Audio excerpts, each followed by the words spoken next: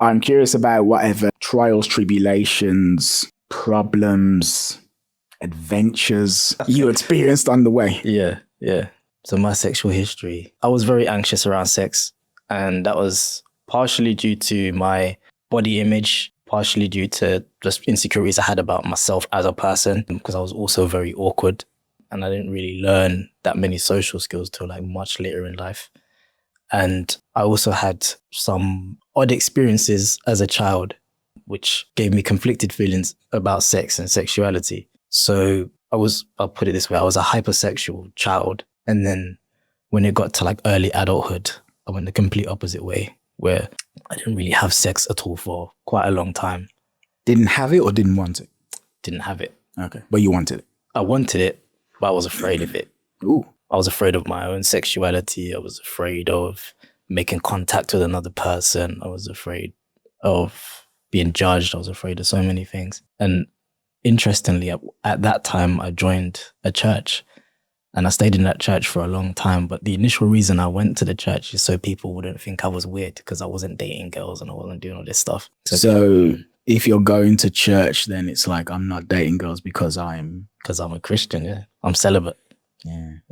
Gosh, you talk that deep. But yeah, I get that though. Yeah. I used to do something similar. I'm a teenager. I'm at school. I'm somewhere between 12 and 14 and 15.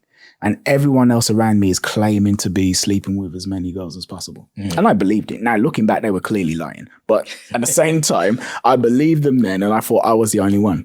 So I told everyone, I was really convincing, that I just wasn't interested in girls at all. That, girls, they were boring, they were smelly, they had no value whatsoever. But I was so convincing. Now, deep down, I'm fantasizing about girls, both physically and emotionally. Yeah, I wanted the physical stuff, but I also wanted a girlfriend. And I'd go home at night and I'd be in bed and I'd be just imagining what it would be like. But then when I'm at school, I'm like, nah, I don't want girls at all. And everyone's like, yeah, Kieran is just not interested in girls at all. Wow, Kieran doesn't want girls. I wanted girls very much. Wow. So you've been on some character to go from that to a dating coach. Eh? Yeah. Because, okay, one thing about me is this. Something that differentiates me from most people is I don't like being scared of stuff. So I remember I once had a conversation with a woman where I asked her if she wanted to do something. I can't remember what it was now. And she said, I would like to do that, but that sits outside of my comfort zone. And because it sits outside of my comfort zone, I'm not going to do it. And on the one hand, I respected how she owned who she was. But on the other hand, it's like, I am too afraid to do that. And I'm just going to cave to this fear. And me personally, when I have a fear, I feel like the fear's laughing at me. That's how it feels. Yeah. Like the fear's like, you're a fucking little bitch and you don't have what it takes to overcome me. And I hate that. I really do. So then I have to, and like, there was no way I was able to live and be like, yeah, or I can't talk to girls or I can't approach me. Fuck that. We're going to find a way to overcome this. Yeah. Anyway, so where were we? You're speaking about your journey from being afraid to being a dating coach. No, but like there was a reason why I got into that. Because you were speaking about the fear.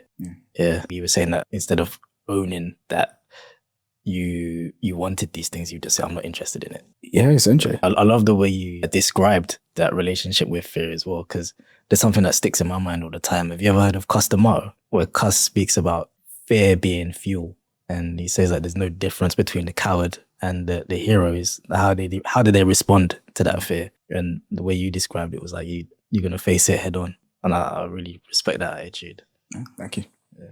But yeah, so your sexual evolution, so you're going to church. Did you believe in what they were saying at church, or was it purely like a smokescreen? Like, were you actually a Christian? For a small period of time. I mean, some people may say otherwise, but for a small period of time, I did actually really believe. Okay. But initially going, that was my reason. And it was my reason for quite a long time too. And then, all right, so we're going to church and we're, doing it largely to appear to not be interested in women, but we really are. So then when do we stop with the church stuff? How does that work? And anyway, I'm saying women, I'm like making a huge assumption. Yeah. Was it women? Yes, women. Okay, cool. But anyway, my point being, so what's the transition? From where it stops? Yeah. Yeah, because you're a devout Christian, living by the word of the Lord, okay? Waiting for marriage for the right woman. And when you were going to church, I mean, there's obviously a community there. People knew you. Yeah. Was it a family kind of thing? No. So I was the only person who lived in that area, like from my family. Okay. Yeah. But people knew you, they knew who you were. So then presumably you have like a bit of you feel like you're indebted to these people and there's an image you need to live up to or something like that. There's certain rules that you have to live by. And then at some point that stops. Why does it stop? You know what I mean? Like, what's the transition? Yeah. The transition, it was a long one, but largely I knew the whole time my attitude or my relationship with sex was I was just pretending a lot of times. Like, it's no sex before marriage, but it's also no porn, and masturbation even was frowned upon. And I was a professional masturbator. I don't know if I want to keep that in, but I think we should. you think we should? Well, I can do with both hands. You can. I'm ambidextrous. But there's a reason though. I injured my wrist Yeah. when I was like 19, right? Yeah. Cut all the nerves and tendons in my right hand. Yeah. Couldn't use this hand for 2 months. Yeah. Literally couldn't use a hand for 2 months. I'm right-handed. Really? Yeah. Jeez. So I had to learn. Do you know what? The same thing happened to me. I broke this wrist. I'm right-handed too. So You had to learn as well. yeah, I'm a left-handed wanker now. It took me about 2 weeks of diligent effort. So frustrated. Hard research, right? Oh my gosh. Yeah. Anyway, yeah, carry on. Yeah, just realizing that I wasn't really being honest with myself. Like, I want to explore these things.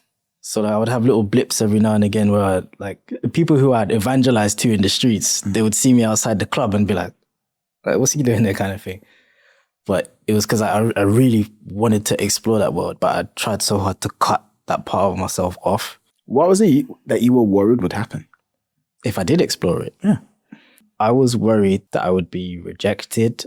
I was afraid of being intimate, like not just sexually, but I was afraid of like letting people really see me. And I was afraid of, for some weird reason, I was really afraid of being bad in bed. Like, and I get that. Me too. yeah. That makes all the sense in the world. Yeah, does it? Yeah. I was super afraid of it. I remember being about 13. This was in the period when everyone was claiming to be having all the sex in the world, and they probably weren't. But I'm a virgin. I know I'm a virgin, and I'm surrounded by all these people who are just having sex left, right, and center, willy-nilly, as they say. And I remember there was this girl who was talking about some boy that she'd slept with. Who knows? Maybe she was telling the truth. I don't know. But anyway, and she said that she was like laughing at him for like putting it in the wrong hole and doing various things wrong.